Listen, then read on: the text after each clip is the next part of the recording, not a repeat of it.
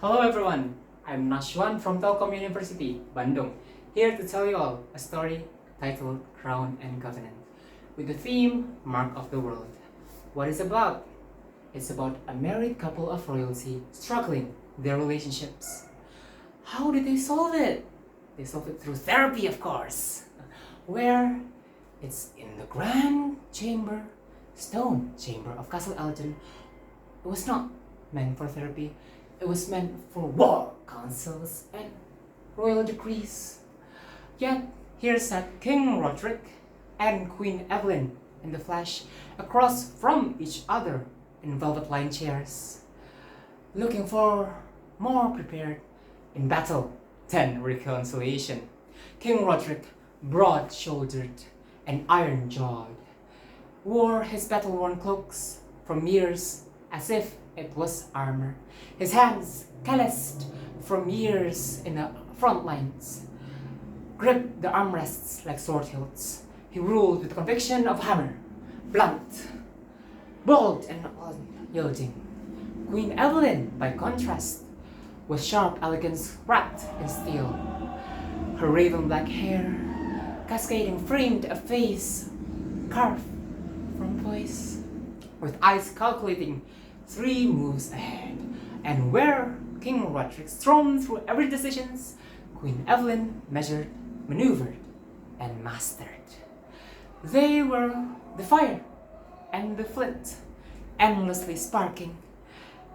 And neither would bend, neither would yield. And between them sat Master Theobald, a therapist known for mending many marriages, or some would say he was just too good at not being executed. He cleared his throat as if addressing a war tribunal. Your Majesties, I am honored to be here. Now, let's begin. She never listens. King Roderick interrupted, arms crossed. I speak, she ignores. I rule, she undermines. Queen Evelyn scoffed. Perhaps if you had more than hammer for a brain, you would realize that ruling is simply not about shouting the loudest. Theobald raised a hand. A classic dynamic. The commander and the strategist. One leads with strength, the other with precision. And he turned to Roderick. Now tell me, Your Majesty, when did you first feel unheard by Her Majesty, your wife, the Queen? Roderick grumbled. The day she refused my decree to triple the wheat tax. No problem, really. Theobald turned to Evelyn. She sighed. Because the people, they were starving, Theobald. But of course, my husband sees any disagreement as treason.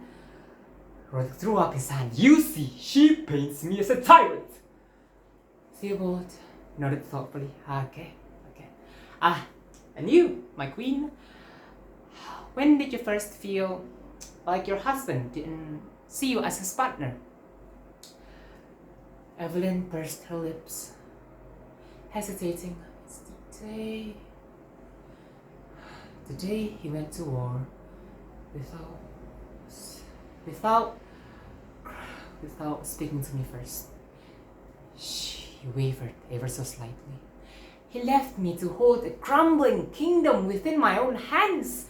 And when he returned, he acted as if I had merely been waiting for him, not reeling. Roderick's jaw tightened. I fought for our kingdom, and I saved it. Evelyn countered. You always see your own battles, never mine.